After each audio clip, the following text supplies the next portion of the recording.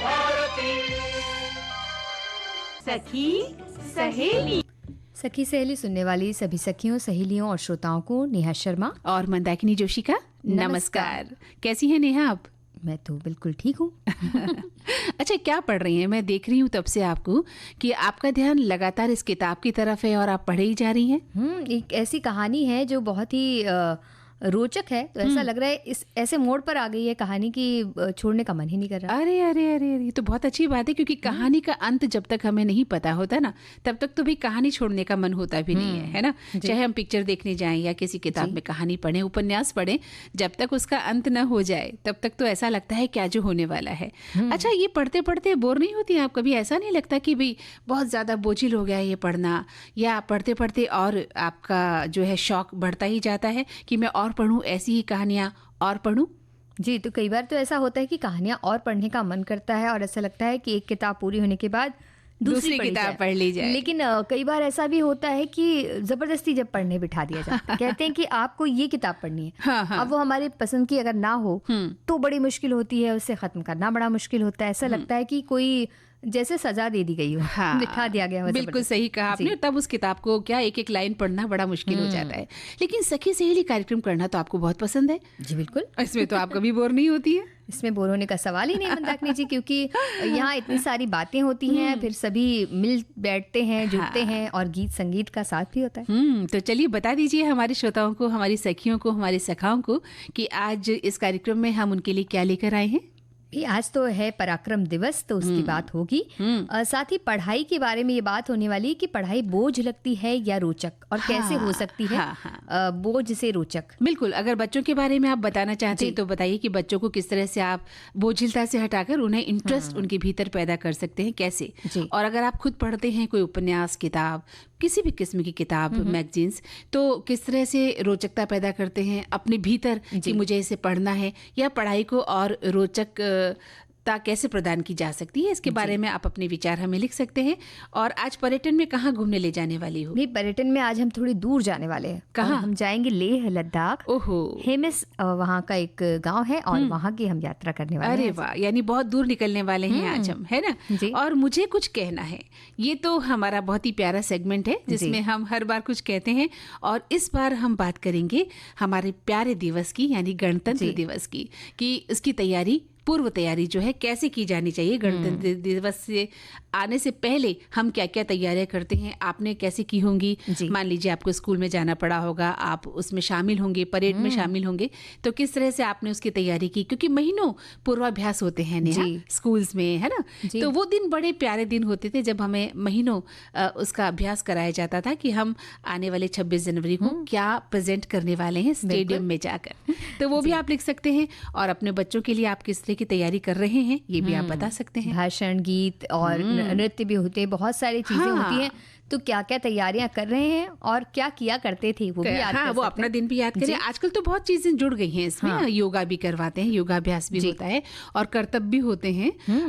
मतलब जैसे motor bike पे जैसे सिपाही हैं उनके हमने देखा है, जैसे कि उनके कर्तव्य दिखाए जाते हैं कि वो साहसिक, जो पराक्रम की बात हम कर रहे हैं, किस तरह से साहसिक वो करते हैं। और इसके अलावा बहुत सारी चीजें हैं। पीटी है बच्चों की सबसे पसंदीदा तो किस तरह से वो पीटी करते हैं, तो उसके बारे में हमें लिखना शुरू कर दे। जी बिल्कुल। मंदाकिनी जी, हम आ गए हैं। बिल्कुल, हमारा इंतजार हो रहा था, जैसा कि हमारे श्रोता फेसबुक पेज पर लिख भी रहे हैं कि भी कहाँ थी आप दोनों। तो हम तो अपने नियमित समय पर आ गए हैं, है ना। कभी कभी कुछ चीज़ों में जल्दी करनी चाहिए, कभी कभी कुछ थोड़ी बहुत देर हो जाए तो कोई बात नहीं। जी, तो इसलिए हमारी श्रोता पूछ रहे हैं आज की भाई कहाँ गई हैं दोनों सखियाँ, है ना। लेकिन अब उन्हें ये शिकायत दूर हो गई होगी क्योंकि हम आ गई हैं। तो हम बात कर रहे थे कि भाई जो पढ़ाई है उसे किस तरह से रोचक बनाया जाए बच्चों के लिए, खुद के लिए, ताकि अपना जो जीवन है आगे एक अच्छा जीवन हम बिता सकें, अच्छी किताबें पढ़ सकें और किताबों को अपना मित्र बना सकें। जी, और हमारे कई साथियों ने थोड़ा सा गलत समझ लिया, उन्हें लगा कि पढ़ाई को हम कह रहे हैं बोझ। अच्छा, हम पढ़ाई को बोझ नहीं कह रहे, पर कभी कभी पढ़ाई को बोझ के जैसा बना दिया जाता है, उस बारे में हम बात करने वाले हैं। हम ये चाहते हैं कि जो बच्चे हैं उनके लिए पढ़ाई बोझ ना बने, बने, हम ये जानना चाहते हैं। या आपके जीवन में अगर किताबों का स्थान है तो क्या कई बार ऐसा हुआ आपके साथ कि किताबें बोझिल हो गई, आपके लिए पढ़ना मुश्किल हो गया? तो वो जिंदगी के कुछ एहसासात जो आपके साथ जुड़े हुए हैं वो हमें लिखिए। पढ़ाई बोझ नहीं है, पढ़ाई तो हमारे लिए हर पल बहुत जरूरी है। तो लेकिन हाँ, पिछले कुछ सालों में हमने देखा है नेहा कि जो स्कूल जाने वाले बच्चे हैं उनकी जिंदगी में थोड़ा उत्साह कम हो गया है, खेलकूद कम हो गया है, हंसी खुशी कम हो गई है और समय भी कम होता जा रहा है। क्योंकि बच्चे अब उठते हैं, उठने के साथ ही स्कूल चले जाते हैं और फिर जैसे ही घर लौटते हैं तो उनके मम्मी इंतजार कर रही होती है कि घर का वो बच्चा आए, उसे फ्रेश करके खाना वाना खिला के अगली क्लास यानी ट्यूशन के लिए बैठा दिया जाए या जो स्कूल से होमवर्क मिला है उसके लिए बैठा दिया जाए। तो बच्चा एक तो स्कूल से आता है और उसके बाद आते ही वो अपने होमवर्क में उलझ जाता है। फिर ये दिनचर्या लगभग हर बच्चे की है और बच्चा उगता जाता है। शाम होते होते उसे लगता है कि अब देर रात हो गई है और खेलने का समय भी खत्म हो गया है। बिल्कुल। तो बच्चे के लिए जो पढ़ाई है वो कई बार बोझ जैसी हो जाती है। जी, क्योंकि उसको एक अपने लिए वक्त नहीं मिल रहा है। और बच्चों के बारे में हम तो कभी ऐसा सोचते ही नहीं थे कि उनके लिए ऐसा कहा जाएगा कि उनकी दिनचर्या इतनी व्यस्त है कि उन्हें बिल्कुल समय नहीं मिल रहा है। लेकिन हम जब अपने स्कूल की ज़िंदगी को अगर याद करते हैं तो बड़े खुश होते थे। हमें ऐसा लगता था कि स्कूल जितनी जल्दी हो स्कूल चले जाएं और वहाँ रहें और आपस में कई बार हम ऐसा सोचते हैं कि वो स्कूल के दिन वापस आ जाएं, वो मित्र वापस आ जाएं और हम जो आनंद से रहते थे, खेलने चले जाते थे, वो सब हो जाए। क्योंकि पढ़ाई का बोझ हम पर था नहीं, लादा नहीं गया, पढ़ाई को हम पर लादा नहीं गया। जिस तरह से हम आजकल के बच्चों को देखते हैं बैग भर भर के लेकर जाते हैं, उनकी वेट से ज्यादा तो उनके बैग का वेट होता है। लेकिन कुछ कमी आई है इसमें, अभी पिछले कुछ समय में कुछ चीजों में बदलाव हुआ है और बच्चों के बैग का बोझ थोड़ा कम हुआ है। लेकिन फिर भी हम अगर अपने जीवन से तुलना करते हैं तो बहुत फर्क आ गया है। तो हमारे लिए कभी स्कूल या पढ़ाई बोझिल नहीं हुई, क्योंकि पढ़ते समय पढ़ना, खेलते समय खेलना, खाते समय खाना और दौड़ते समय दौड़ने वाली बात थी हमारी जिंदगी में। तो वो वाली बात है कि एक बच्चा मनोरंजन भी करता था, वो अपना बचपना जिसे कहते हैं ना, बचपना बिताता था, जो कि आज के बच्चे भूल गए हैं। लेकिन इन दिनों ऐसा होता है ना मंदाकिनी जी कि स्कूल के अलावा भी बहुत सारी जो एक्स्ट्रा करिकुलर एक्टिविटीज हैं उसमें भी उन्हें डाल दिया जाता है। मतलब वो अपनी मर्जी से, जैसे हमारे स्कूल के टाइम में होता था, जिसे गाना पसंद है उसे गाने के लिए ले जाया जाता है, जिसे पीटी पसंद है, जिसे परेड में जाना पसंद है उसे वहां ले जाया जाता, स्पोर्ट्स पसंद है तो स्पोर्ट्स खेलेगा, खेलकूद में। लेकिन अब क्या होता है कि अगर किसी को लग रहा है कि अभी हम चाहते हैं कि हमारा बच्चा फुटबॉल सीख जाए, तो बच्चे को शायद सिंगिंग सीखनी हो, गाना सीखना हो या कोई वाद्य सीखना हो, लेकिन हम चाहते हैं कि वो फुटबॉल खेले क्योंकि उसके जो साथी हैं वो सब फुटबॉल खेल रहे हैं। तो इस तरीके से क्या होता है, उसके लिए वो फुटबॉल की जो जाता है वो सीखने, वो उसके लिए उतना मजेदार चीज नहीं होती। बेमन से वो जाता है क्योंकि आपने अपनी महत्वाकांक्षा उस पर लाद दी है। माता पिता अपनी महत्वाकांक्षा उस पर लाद देते हैं, या वही जैसे कि तुम्हें डॉक्टर बनना है, तुम्हें इंजीनियर बनना है तो अभी से पढ़ाई करो, अपनी जीके साउंड करो, तो वही बात है। या आपने कहा कि नहीं अभी पढ़ाई के साथ साथ आप नृत्य करो, खेल कूद करने जाओ, तो बच्चा हो सकता है बच्चे को रुचि कहीं और हो, उसे ड्राइंग में रुचि हो, है ना, तो बच्चे की रुचि का भी ध्यान रखा जाए। बच्चे को आगे बढ़ाना है पढ़ाई के साथ साथ, उसके साथ एक एक्स्ट्रा एक्टिविटी होनी जरूरी है। लेकिन इसका मतलब ये भी नहीं कि हम भीड़ के साथ चलें कि दुनिया कहाँ जा रही है, दुनिया के बच्चे कहाँ जा रहे हैं। जैसे आजकल सिंगिंग रियलिटी शोज होने लग गए हैं, तो हर माँ बाप सोचता है कि मेरा बच्चा भी स्टार बन जाएगा, लेकिन ऐसा होता नहीं है ना।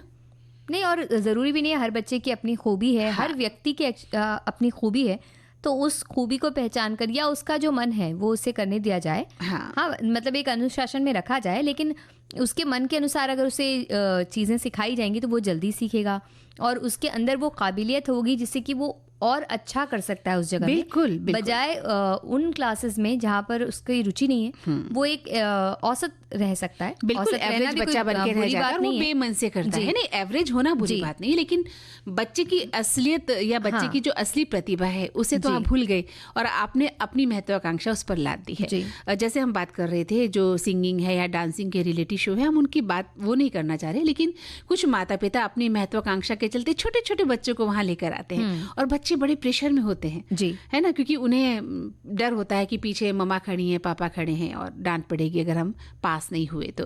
और कई बार, एक बार तो मुझे याद है नेहा, एक बच्ची गा रही थी और वो गाना भी ऐसा गा रही थी जो उसकी उम्र के मुताबिक नहीं था। तो जजेस ने कहा कि भाई आप रुक जाओ, इनकी मदर को बुलाया जाए और कहा कि ये गाना इनसे क्यों गवा रही है, इनकी उम्र तो नहीं है। तो उन्होंने कहा आजकल ऐसे ही गाने चलते हैं। तो कहने का मतलब क्या हुआ कि आपने दौड़ देखी कि आज दुनिया किस तरफ दौड़ रही है, आपने अपनी महत्वाकांक्षा उस पर ला दी, आपने उसको समझा नहीं कि बच्चे की उम्र क्या है, बच्चे को क्या सिखाना चाहिए, क्या पढ़ाना चाहिए, बच्चे को कैसे डेवलप करना चाहिए मानसिक तौर पर, शारीरिक तौर पर। तो ये ज़रूरी था कि पढ़ाई भी उसी में से एक है। तो पढ़ाई के लिए भी इतने ऑप्शन है, बच्चा बहुत कुछ पढ़ सकता है अब तो आप उसके लिए पढ़ाई को बोझ न बनाएं, पढ़ाई को रोचक बनाएं। और कई बार ऐसा होता है कि टीचर्स से ज्यादा सख्त माँ बाप हो जाते हैं। हाँ। वो नंबर क्यों नहीं आए या होमवर्क क्यों नहीं पूरा किया, और उन्हें लगता है कि पूरे वक्त ये किया जाए। लेकिन अगर थोड़ा भी उन्हें खेलने देते हैं आप, थोड़ा घूमने फिरने देते हैं, तो उसका व्यक्तित्व जो बनेगा वो आपको आगे जाकर बहुत मदद करेगा। बिल्कुल। बजाय अगर आपने उसे एक बंधन में बांध दिया या उसके दिमाग में ये बात बैठा दी कि सिर्फ उसे पढ़ना है क्योंकि नंबर अच्छे लाना है, इसकी बजाय अगर आप उसे समझाएं अच्छी तरह से, वो समझ के पढ़े तो वो बहुत कुछ खुद बना सकता है, खुद कर सकता है। बिल्कुल। पढ़ाई को खेल खेल में सिखा देना चाहिए, ना कि उसे इतना गंभीर बना दें कि बच्चा उसको बोझ समझने लग जाए। और कई बार बच्चे फिर डिप्रेशन का शिकार हो जाते हैं। और आपने देखा ही है कि जब बड़े बच्चे होते हैं किशोरावस्था में या युवावस्था में कहीं बाहर पढ़ने जाते हैं तो फिर वो गलत स्टेप भी उठा लेते हैं, इसी पढ़ाई को बोझ समझते हैं कि उनसे ये कोर्स पूरा नहीं होगा। और वो ऐसी कुछ बात लिख भी जाते हैं, कह जाते हैं कि वो बहुत शर्मिंदा हैं क्योंकि वो अपने माता पिता की आशाओं को पूरा नहीं कर पा रहे हैं। तो इस तरह का मानसिक दबाव उन पर नहीं डालना चाहिए। और पढ़ाई को बोझ नहीं, पढ़ाई को बिल्कुल हंसते खेलते, गंभीर होते हुए भी एक रोचकता के साथ उनके जीवन में रखना चाहिए कि पढ़ाई को पढ़ें, उनको समझाएं कि पढ़ने लिखने से आपको क्या फ़ायदा होने वाला है। तो बच्चा समझदार है तो समझ जाएगा इस बात को। और अगर उसको, कई बार ऐसा होता है कि अभी तो हम उन्हें खेलने कूदने के लिए बाहर नहीं भेजते, कहते पढ़ाई करो या इस क्लास जाओ, इस ट्यूशन जाओ, और वो बहुत ही थक जाता है। तो फिर अगर वो खेलने के लिए उसे मौका मिलता भी है तो फिर वो स्क्रीन पर बैठकर वो वीडियो गेम ही खेल सकता है, क्योंकि वो फिजिकली वो तो बिल्कुल थक जाता है, मेंटली फिजिकली वो बिल्कुल थक चुका होता है। जी। तो ऐसे में फिर वो स्क्रीन खेलता है, फिर एक वक्त के बाद आप उन्हें कहते हैं कि आप खेलने बाहर नहीं जाते। तो ये सारी चीज़ें एक दूसरे के साथ गुंथी हुई हैं, जिसको बहुत गंभीरता से अगर आप सोचें और देखें तो आप अपने जीवन के बारे में भी सोचें कि आप कैसे करते थे। बिल्कुल, आप कैसे करते थे और आपके माता पिता आपके साथ कैसे होते थे। बच्चों पर जीवन को लादे नहीं, जीवन को जीना सिखाएं, है ना। हंसते खेलते बच्चा जीवन के जीना सीख जाए और पढ़ना भी सीख जाए। और यकीनन आप अगर यकीन करिए, अपने बच्चे पर विश्वास करेंगे तो बच्चा आपको अच्छे रिजल्ट देगा हर क्षेत्र में। जी। और हमारे कई साथियों ने बहुत सी बातें लिखी, तो देखा नेहा कैसे ही खेल ही खेल में बच्चे को पढ़ाई करा दी कि ग से क्या और म से क्या, है ना। तो इस तरह से जब पढ़ते हैं तो ऐसा लगता नहीं कि पढ़ाई करें। जैसे बच्चे को आमतौर पर अगर आप खाना खिलाने के लिए भी अलग से बिठा दें तो उसे वो बोझ लगने लगता है। लेकिन हम जब सब साथ में खा रहे होते हैं, वो आकर बैठ के सबकी थालियों में से थोड़ा थोड़ा खाएगा। और तो देखा देखी में बच्चा खा भी लेता है। और कई बार तो अपने दोस्तों के साथ अगर बैठा दे उनको तो बच्चा खूब खा भी लेता है। तो हमारे श्रोताओं ने लिखा है कि पढ़ाई और बोझ कभी नहीं, पढ़ाई तो कभी बोझ हो ही नहीं सकती। मुझे तो पढ़ने का बहुत शौक है। ठीक है, अब तो कोर्स की किताब तो मैं नहीं पढ़ती, लेकिन हाँ, मैगजीन नॉवेल पढ़ने का मुझे बहुत शौक है। और अब मैंने मोबाइल में भी ऐप डाउनलोड करके रखा है और उसमें भी किस्से कहानियाँ पढ़ती रहती हूँ। इवन मैं अभी भी कॉमिक्स पढ़ती हूँ। और हमारे एक और साथी कह रहे हैं कि अब इस बढ़ती उम्र में पढ़ाई के बजाय रेडियो पर विविध भारती और विविध भारती पर सखी सहेली सुनना बड़ा अच्छा लगता है। एक श्रोता का कहना है कि बच्चों को खेल खेल में पढ़ाएं, बच्चों को प्रैक्टिकल करके दिखाएं, बच्चों को दिमाग वाले गेम खिलाएं, बच्चों को पढ़ाई के लिए अलग अलग तरह से प्रेरित करें, बच्चों की छोटी छोटी सफलताओं पर उनकी तारीफ करें, बच्चों को समय दें और साथ बैठकर उनका होमवर्क करने में मदद करें। पढ़ाई का समय तय करें, रोज़ाना एक ही समय पर पढ़ाई कराएं और पढ़ाई के दौरान शॉर्ट ब्रेक भी लें। पढ़ाई से जुड़े बोझ से बचने के लिए ये तरीके अपनाए जा सकते हैं और बच्चों पर ज़्यादा दबाव न डालें। बच्चों की रुचियों को समझें, बच्चों को अपनी पसंद से करियर चुनने दें और बच्चों को डांटने की जगह प्यार से समझाया जाए। और एक और हमारे साथी कह रहे हैं कि पढ़ाई कभी भी बोझ नहीं हो सकती, पढ़ाई से ज्ञान मिलता है। अगर एकाग्रता से हर विषय को पढ़ा जाए तो हर विषय सरल है, यहाँ तक कि गणित जैसा सरल विषय कोई नहीं है। दरअसल आलसीपन पढ़ाई को बोझ बनाता है। हाँ, बिल्कुल सही कहा कि गणित वाकई बहुत सरल है। अगर आपने एक बार दिल और दिमाग लगा लिया गणित को करने में तो फिर सारे सवाल आपसे हल हो जाते हैं। लेकिन अभ्यास मांगती है गणित। तो यही बात उन्होंने कही कि आलस त्यागना बहुत ज़रूरी है। एक श्रोता ने लिखा है कि मुझे याद है जब हम लोग पढ़ते थे तो हम गणतंत्र दिवस के बारे में लिख रहे हैं कि हम काफ़ी मेहनत करते थे उन दिनों भी, और इनका उनका ये भी कहना है कि पढ़ाई को कभी बोझ नहीं समझा जाना चाहिए, मन लगाकर पढ़ाई करनी चाहिए। बहुत रोचक और अच्छी लगेगी। पुराने समय में कहावत थी कि पढ़ोगे लिखोगे बनोगे नवाब। लेकिन अब आज के समय में दोनों बातों में सफलता मिलती है, क्योंकि पहले कहा जाता था खेलोगे कूदोगे तो होगे खराब, लेकिन अब ऐसा नहीं है। ये इस बात को भी लिखते हैं। और पढ़ लिख कर बच्चे IAS, IPS, डॉक्टर, वकील बनकर समाज में सेवा करके अच्छा नाम कमा रहे हैं। हमारे देश में निरंतर शिक्षा में सुधार भी हो रहा है। अधिक से अधिक बच्चे शिक्षा ले रहे हैं और कोई बच्चा शिक्षा से वंचित न रहे, इसके लिए भी कदम उठाए जा रहे हैं। और हमारे देश के बच्चे विदेशों में भी पढ़ाई करने जा रहे हैं, देश का नाम रोशन करते हैं। आज नेताजी सुभाष चंद्र बोस की जयंती। उन्होंने भी देश में जाकर उच्च शिक्षा प्राप्त कर विदेश में जाकर देश को अंग्रेजों से आज़ाद करवाया था और आज़ाद हिंद फौज की स्थापना करके उन्होंने ऐसा कार्य किया कि कोई भी बच्चा शिक्षा से वंचित नहीं रहे। और हमारे एक साथी ने बताया है कि पढ़ाई को रोचक बनाने के कुछ तरीके, जैसे कि एक टाइम टेबल बना लें और उसका पालन करें। पढ़ाई के दौरान विजुअल्स और स्टोरी टेलिंग का इस्तेमाल करें। पढ़ाई के दौरान छोटे छोटे ब्रेक लें और समूह में पढ़ाई करें। मुश्किल विषयों को छोटे छोटे हिस्सों में बांट कर पढ़ें। रीडिंग चैलेंज तय करें और अलग अलग योजनाएं बनाएं। इसके लिए सक्रिय शिक्षण के तरीके अपनाएं। पढ़ाई के लिए अपनी पसंद की सामग्री चुनें और पढ़ाई के लिए फ्लिप्ड कक्षा का तरीका अपनाएं। हाँ, और एक श्रोता का कहना है कि वैसे आज की शिक्षा पद्धति काफ़ी रोचक हो गई है। बच्चों की अच्छी किताबें चित्रों सहित भी आ गई है और कहानियों की किताबों भी बहुत रोचकता मिलती है। सिर्फ उन चित्रों को देखकर ही मेरा पोता अपने मन में जो समझ में आता है मुझे वो कहानी बताता है और मैं भी उसे बड़े धैर्य से सुनती हूँ। जी, और हमारे एक और साथी का कहना है कि हमारी प्राथमिक पढ़ाई काफ़ी रोचक थी, कभी बोझ नहीं लगी। एक तो हमारे बस्ते में सिर्फ एक स्लेट या लकड़ी की तख्ती और खड़िया रहती थी और साफ़ करने के लिए भीगे कपड़े का टुकड़ा, जिसे हम लिखने के बाद साफ़ करते थे। स्लेट भीगने पर हम कुछ गाकर उसे सुखा देते थे। पहाड़ा, मंत्रा, ककहरा लय के साथ गाकर हम उसे याद करते थे। बिल्कुल सही कहा इन्होंने कि 2 एकम 2, 2 दूनी 4, है ना। तो इस तरह से जो लय में गाकर जो पहाड़ा था हिंदी में वो याद हो जाता था। हाँ, तो नेहा, आप क्या मानती हैं जीवन में पराक्रम का होना कितना जरूरी है, साहस का होना? हाँ, आपने मुझसे पूछा कि पराक्रम का कितना महत्व होता है हमारे जीवन में। तो पराक्रम तो हमें लगता है मंदाकिनी जी कि सभी के जीवन में एक कहीं ना कहीं वो हौसला और वो साहस रहना ही चाहिए। नहीं तो जीवन ऐसा लगता है कि क्यों हम बहुत सारी चीज़ों पे जब हम हार रहे होते हैं तो वहाँ ये पराक्रम काम आता है कि किसी तरह से खुद को आगे बढ़ाना और जो भी चीज़ों में हम हार रहे हैं उसमें जीत हासिल करना या आगे बढ़ना। हाँ, और कई बार पता है क्या होता है नेहा, पराक्रम तो हमारे भीतर होना ही चाहिए, साहस हमारे भीतर होना चाहिए, संघर्ष करने की क्षमता होनी चाहिए।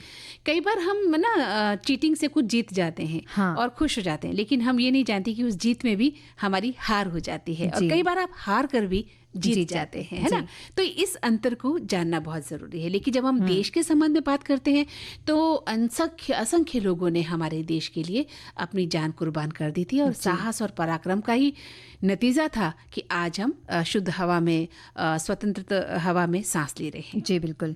और उनके पराक्रम की तो हम कह सकते हैं कि तुलना नहीं कर सकते, क्योंकि वो वक्त ही बहुत अलग था और जो स्थिति थी, परिस्थिति थी, उसमें उतना पराक्रम दिखाना अपने आप में बहुत बड़ी बात थी। लेकिन हम एक छोटी सी बात कर रहे थे कि अपने जीवन में पराक्रम कितना जरूरी है, तब जाकर हम देश के बारे में सोच पाएंगे।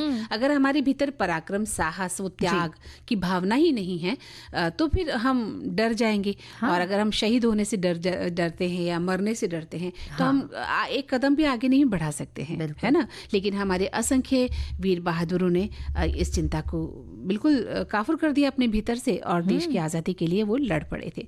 तो आज ऐसा ही एक पराक्रम दिवस हम मना रहे हैं जी, जो कि है नेताजी सुभाष चंद्र बोस की जयंती। और अक्सर हम ऐसे वीरों के कामों को देखते हैं, उनको दोहराते हैं। उनके नामों को जब दोहराते हैं तो एक हमारे अंदर एक आगे बढ़ने का जज्बा जागृत होता है। बिल्कुल।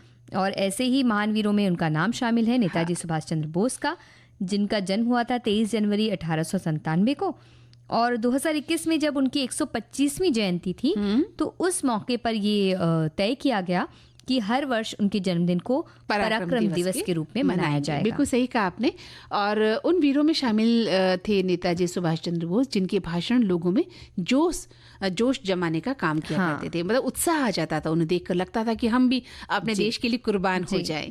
और नेताजी ने अपने इन्हीं भाषणों में कई महत्वपूर्ण नारे भी दिए, और जो जिनका असर आज भी है कि तुम मुझे खून दो मैं तुम्हें आज़ादी दूंगा, और जय हिंद जैसे नारे उन्होंने दिए, जिन्हें हम आज भी दोहराते हैं। और आज भी दोहराते हैं तो वही देशभक्ति की भावना हमारे अंदर हिलोरे कहीं ना कहीं आती, क्योंकि वो जो शब्द हैं वो मात्र शब्द नहीं है, बिल्कुल उनमें जो भावनाएं जुड़ी हैं वो हम उनसे किसी तरह से जुड़ जाते हैं। देशभक्ति का पूरा जज्बा उन नारों में है, जिन्हें अगर हम मात्र बोल भी लेते हैं तो लगता है कि हम अपने देश के लिए कितना कुछ कर सकते हैं। तो आज उनका दिन है, और स्वतंत्रता की लड़ाई में नेताजी का जो योगदान था वो कभी भुलाया भी नहीं जा सकता। उन्होंने युवाओं को अपनी ताकत पर विश्वास करना सिखाया था, सबसे बड़ी बात। और उनके इस पराक्रम को आज भी याद किया जाता है, और उनकी देशभक्ति की लौ को जागृत रखने के लिए आज के दिन को हम मनाते हैं। और ये दिन हमें हमारे कर्तव्यों और देश के प्रति जो हमारी जिम्मेदारियां हैं उनका एहसास कराता है, और नेताजी सुभाष चंद्र बोस जैसे व्यक्तित्व को हम नमन करते हैं। बिल्कुल नमन करते हैं। और देखिए सबसे बड़ी बात कि हम छोटी छोटी बातों में कितना लालच कर लेते हैं। ये हमारा है, ये हमारा है ना। और उन्होंने कितने बड़े पदों को त्याग दिया। आप देखिए देश के लिए उन्होंने कुर्बान कर दिया था। वो उन्होंने IPS की तैयारी की थी, और उस जैसी चीज को उन्होंने देश के लिए त्यागा कि मैं देश की सेवा करूंगा। सबसे बड़ी बात ये थी, देश के लिए उन्होंने अपना पूरा जीवन लगा दिया था। जी बिल्कुल। और हमारे कई साथियों ने भी बहुत सी बातें लिखी हैं। तो इस तरह से जब बातें होती हैं कदम कदम बढ़ाकर आगे बढ़ने की, और एक जोश भर जाता है ना इस तरह के गीत सुनकर भी। बिल्कुल बढ़ जाता है। और ये गीत लिखे भी इसी तरह से गए हैं। सोचिए उस समय के गीतकारों ने इन गीतों को लिखा, कितना उनके भीतर क्रांतिकारी का बिगुल बजा होगा, तब जाकर वो इस गीत को लिख पाए, इस गीत को जी पाए। इन गीतों को जिया उन्होंने। उस समय के गीतकारों ने भी जो क्रांतिकारी गीत लिखे, देशभक्ति गीत लिखे, उस माहौल को जिया, देशभक्ति के जज्बे को उन्होंने आत्मसात किया, तब जाकर उनकी कलम से ऐसे गीत निकले।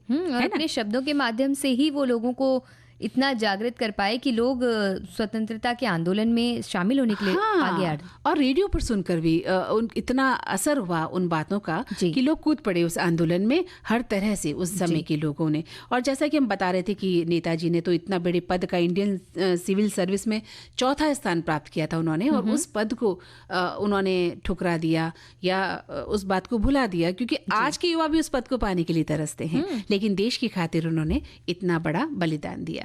तो हमारे श्रोता लिख रहे हैं कि आज ज्यादा लिखने का समय नहीं, पर मैं सखी सहेली सुन रहा हूँ। लोग ज्यादातर जनवरी में कुछ संकल्प लेते हैं, पर मैं 26 जनवरी के अवसर पर एक संकल्प लूंगा कि मेरा जो मोटापा है वो सही आहार, नींद और व्यायाम करके नष्ट हो जाए, और मैं हमेशा फिट रहूंगा।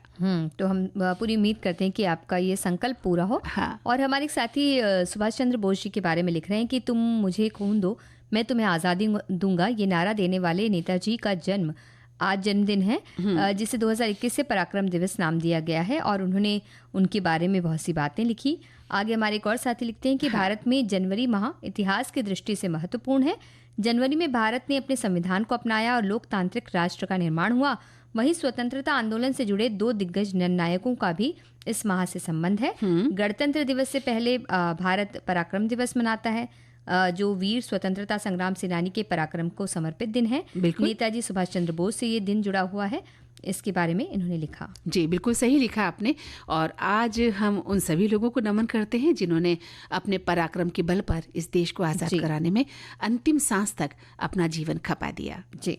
और इसके साथ ही अगर हम बात करें कहीं घूमने जाने की, क्योंकि देश की मिट्टी में अगर हम घूमते हैं तो भी देश से बहुत जुड़ते हैं, और साथ ही अपने व्यक्तित्व के बारे में बहुत कुछ हम जान पाते हैं। बिल्कुल, देश की माटी को तो हमेशा नमन है। नेहा, है ना। हर कदम पर जहाँ भी हम जाएंगे एक देश की माटी है, तो हमें सर माथे पर उसे लगाकर चूम लेना चाहिए देश की माटी पर। कितना कुछ है ना मंदाकिनी जी, अगर हम अपने देश में ही घूमते रहें तो शायद कितने वर्ष जीवन के निकल जाएं और पता ही ना चले, जीवन भी कम पड़ जाए। पूरा जीवन भी कम पड़ जाए अगर आप अपने देश में ही घूम लें, भारत यात्रा पर, भारत भ्रमण पर ही निकल जाएं, तो भी आपको लगेगा कि ये जीवन कम है, क्योंकि हमारे देश की जो खूबसूरती है, हमारे देश की जो महत्व है, जो विशालता है, जो महानता है, वो आंकी नहीं जा सकती किन्हीं शब्दों से, है ना। तो आज तो आप हमें बहुत दूर ले जा रही हैं। हाँ, लेह लद्दाख हम जा रहे हैं आज। अरे, तो वहाँ तो बहुत ठंड होगी ना। हाँ, तो बस ठंड के मौसम में नहीं जाएंगे, तैयारी कर लेते हैं अभी। या तो बहुत सारा स्वेटर वगैरह हम, हाँ, गर्म कपड़े रख लेने चाहिए ना। तो चलिए हम भी रख लेते हैं बहुत सारे गर्म कपड़े वपड़े और खाने का सामान भी, ताकि वहाँ जाते ही अगर ठंड लगे तो कुछ ऐसा खा लिया जाए जैसे ड्राई फ्रूट्स हैं, जो आपको थोड़ा गर्मी दें और थोड़ा गर्म कपड़े पहन लें, तो घूमने का मजा जो है दोगुना हो जाएगा। बिल्कुल। तो चलिए घुमाइए हमें। हाँ, तो कहते हैं कि जब यात्रा करते हैं ना मंदाकिनी जी, तो ऐसा लगता है कि बहुत सारे लोगों को हम अलग तरीके से जानते हैं, अपने ही परिवार के सदस्यों को के अलग अलग रूपों को हम जानते हैं, क्योंकि कुछ परेशानी आती कभी तो उन्होंने कैसे उन चीज़ों को तुरंत किनारे किया, या कभी सबका मूड ऑफ हो गया किसी बात पर, तो कोई एक है जो चहकता हुआ सभी को वापस खुशी दे देगा। क्योंकि एक साथ जा रहे हैं और अगर किसी एक का मूड खराब हो गया, उसने किसी को कुछ कह दिया और इस तरह से बातें बढ़ गई, तो कोई एक होता है जो सबको वापस हंसाता हुआ ले जाता है। या कई बार तबीयत खराब हो जाती है, मान लीजिए बच्चे की तबीयत खराब हो गई तो परेशान हो जाते हैं ग्रुप में सभी लोग, अरे तबीयत खराब हो गई है। तो ऐसा एक बार मेरे साथ भी हुआ था। एक छोटी सी घटना मैं बताऊंगी। हम उत्तराखंड की सैर पर जा रहे थे, हमारे साथी थे और हम किसी ड्रामा के उसमें जा रहे थे। अचानक पता चला जब पहाड़ियों पर बस चल रही थी तो हमारे एक साथी जो कि राजस्थान का था, उसकी तबीयत बिगड़ गई क्योंकि उसे पहाड़ी यात्रा करने का अनुभव नहीं था और उसको लगातार उल्टियां होने लग गई और वो इतना घबरा गया कि उसने अगली बार वहां नहीं जाने की कसम खा ली। लेकिन हम किसी तरह उसे मनाते हुए समझाते हुए जहाँ हमें जाना था वहां लेके गए और वहां उसकी हमें जरूरत से ज्यादा सेवा करनी पड़ी क्योंकि उसकी तबीयत खराब हो गई थी और काफी घबरा गया था। तो लेकिन ऐसी स्थिति में भी हम उसे हंसाते रहे, उसका हौसला बढ़ाते रहे और पूरी टीम के लोग उसके साथ लगातार बने रहे ताकि उसे ये घबराहट नहीं हो कि मैं कहाँ आ गया और मैं क्यों आ गया। और तो, अच्छा इस तरह से जब साथ में हम जाते हैं तो एक अलग ही माहौल बन जाता है, अलग तरह से एक दूसरे को जानते हैं। तो आज हम जाएंगे लद्दाख के लेह जिले के एक छोटे लेकिन महत्वपूर्ण गांव हेमिस में, बिल्कुल, जो कि लेह से तकरीबन 45 किलोमीटर की दूरी पर है। और ये सबसे ज्यादा मशहूर है अपने प्राचीन बौद्ध मठों के लिए। और ये मठ यहाँ 1672 ईस्वी से खड़े हैं और ये मठ देश में सबसे धनवान मठों में से एक है, ऐसे कहा जाता है। सोने चांदी के स्तूप हैं यहाँ, बुद्ध की तांबे की बड़ी मूर्ति है यहाँ। इसकी सुंदरता बहुत अच्छी है क्योंकि एक तिब्बती अंदाज में से बनाया गया है, बहुत सुंदर दिखता है और सुंदर चित्र हैं, मूर्तियां हैं और वातावरण भी यहाँ बहुत अच्छा लगता है। तो बस आपका मन मोह लेगा ये वातावरण। और इसके अलावा एक बड़ा उत्सव भी होता है हेमिस के मठ में, जिसे देखने के लिए देश विदेश से सभी लोग इकट्ठा भी होते हैं। और कई बार हम जीवन में जब शांति का अनुभव करना चाहते हैं ना नेहा, जीवन की आपाधापी से हम परेशान हो जाते हैं, दौड़ती भागती जिंदगी और कुछ सोचने समझने का, खुश होने का या यूं कहें कि मौज मस्ती करने का समय नहीं मिलता है हमें, तो हम कई बार तनावग्रस्त हो जाते हैं। तो ऐसे में हमें लगता है सुकून भरा स्थान मिल जाए जहां हम कुछ दिन के लिए जाएं और शांति से जीवन यापन करके आएं। तो ऐसे समय के लिए आप जो हेमिस की गुत्सांग गोपा में समय बिताने जा सकते हैं। यहाँ बहुत ही शांति का अनुभव आप कर सकते हैं और इसे शांतिपूर्ण बनाए रखने के लिए कई अनोखे तरीके भी हैं। यहाँ तक गाड़ी का आना मना है, आपको एक लंबा ट्रैक चलना पड़ता है खुद ही, पर ये सारी थकान भी मिट जाती है जैसे ही आप यहाँ पहुँचते हैं, क्योंकि वहाँ का जो वातावरण है, वहाँ की जो शांति है वो इतना सुकून दे जाती है कि इसके अलावा बाघ की नाक की आकृति वाले स्ताकना मठ भी वहाँ हैं जिन्हें हमें जरूर देखना चाहिए। बिल्कुल। और हेमिस अगर हम गए हैं तो वहाँ का प्रसिद्ध राष्ट्रीय उद्यान तो देखना ही है, क्योंकि ये राष्ट्रीय उद्यान 3000 से 6000 मीटर की ऊंचाई पर है और 2000 मीटर वर्ग क्षेत्र में फैला हुआ है। ये देश का दूसरा सबसे बड़ा संरक्षित स्थल है और साथ ही से देश का सबसे बड़ा राष्ट्रीय उद्यान भी कहा जाता है। और कई दुर्लभ जीव यहाँ नजर आते हैं मंदाकिनी जी, जैसे कि हिम तेंदुआ यहाँ देख सकते हैं, भरल देख सकते हैं, हिमालयन माउस होता है यहाँ, वो नजर आता है, भूरा भालू, तिब्बती भेड़िया, लाल लोमड़ी, ये सब तो हम यहाँ देख ही सकते हैं। कई तरह के अनोखे पक्षी भी नजर आते हैं, रंग बिरंगे पक्षी चहचहाते हुए, बहुत ही सुंदर लगता है वो समय। और शाम के समय तो बहुत ही सुंदर लगता है नज़ारा, जब पक्षी लौटकर अपने घर आते हैं, अपने घोंसले में आते हैं, तो उनकी चहचहाट जो है वो दिन भर की थकान मिटा भी देती है। तो इस समय राष्ट्रीय उद्यान में जीव बिल्कुल आराम से घूमते हैं और यहाँ आसपास किसी भी वाहन का जो प्रवेश है वो वर्जित है। तो इसलिए आपको यहाँ काफ़ी पैदल चलना है और चढ़ाई भी करनी पड़ेगी। एक अच्छा फुटवेयर आप साथ रखें ताकि आपकी यात्रा सुखद और मंगलमय हो जाए। बिल्कुल। और इसकी यात्रा के लिए जो समय है वो जून से सितंबर का समय माना जाता है यात्रा का अच्छा। और कुछ क्षेत्रों में जाने के लिए कुछ परमिट की आवश्यकता होती है, इसके लिए आप पहले से व्यवस्था कर सकते हैं। लेकिन मठों में रह नहीं सकते हैं आप, तो इसलिए रहने के लिए यहाँ गेस्ट हाउस है, होम स्टे के विकल्प हैं, वहाँ रह सकते हैं। और थोड़ी ऊंचाई में है ये स्थान, इसलिए स्वास्थ्य का ध्यान रखना पड़ता है। कुछ खास अगर बीमारियों से ग्रस्त व्यक्ति हैं जिन्हें थोड़ा सांस लेने में तकलीफ हो सकती है, तो ऐसे व्यक्ति को मेडिकली फिट होना चाहिए। और बिल्कुल, या फिर वहाँ पर कुछ वक्त बहुत ऊंचाई वाले स्थानों पर उन्हें नहीं जाने दिया जाता है, वहाँ नीचे ही रखकर उन्हें जलवायु का आदी बनाया जाता है ताकि वो फिर आसानी से वहाँ रह सकें और शांति और सुकून का अनुभव कर सकें। हाँ, लेकिन अगर आपको लगता है कि आप मेंटली या फिजिकली फिट नहीं है, थोड़ा सा आपको दिक्कत है, तो थोड़ा सोच समझ कर ही जाएं। फिर कोई आसपास की जगह चुन लें जहाँ आप अपनी यात्रा आसानी से कर सकते हैं। पहाड़ी जो बहुत दुरूह क्षेत्र है वहाँ नहीं जाएं, ताकि आपकी तबीयत को कोई दिक्कत भी ना हो ना। कई बार ऐसा होता है, हम चले जाते हैं और वहाँ जाकर हमारा स्वास्थ्य गड़बड़ा जाता है, तो न तो हम उस यात्रा का आनंद ले पाते और ना अपने स्वास्थ्य के प्रति हम कभी थोड़ा सा लापरवाह हो जाते हैं या गंभीर नहीं हो पाते। तो ऐसी यात्रा करें जो आपके स्वास्थ्य के लिए हो। लेकिन अगर आप लेह जाना चाहते हैं, हेमिस जाना चाहते हैं, तो ज़रूर जाएं और पर्यटन का आनंद लें। हाँ, तो नेहा, हमारे श्रोताओं ने अपने विचार लिख दिए हैं कि किस तरह से वो मुझे कुछ कहना है के अंतर्गत गणतंत्र दिवस की तैयारी कैसे किया करते थे पूर्व में, उनके बारे में।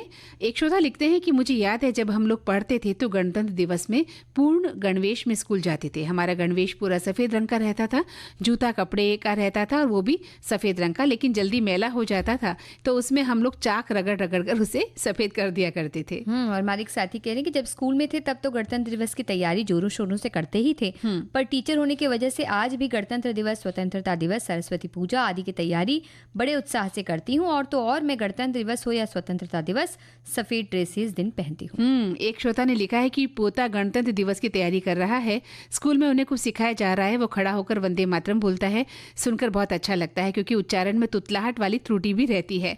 और मैं जब सही उच्चारण करके उसे बोलती हूँ तो बोलता है कि दादी ऐसे नहीं बोलना है, मेरी मैम ने अच्छा ही सिखाया है।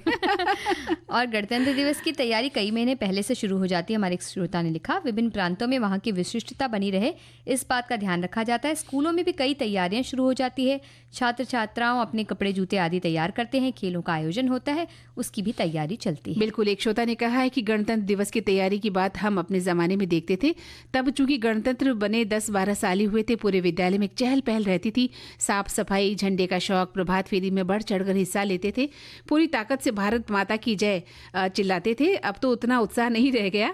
आज स्कूलों में औपचारिकता पूरी की जाती है, बच्चे भी निरस्ता से पेश आते हैं और लेकिन एक बाध्यता देखते हैं कि गणतंत्र दिवस की परेड दिल्ली में देखने वाली होती है, जहां सारे देश का गौरव दिखाया जाता है। और सौभाग्य से हमें 2 बार ये परेड देखने को मिली।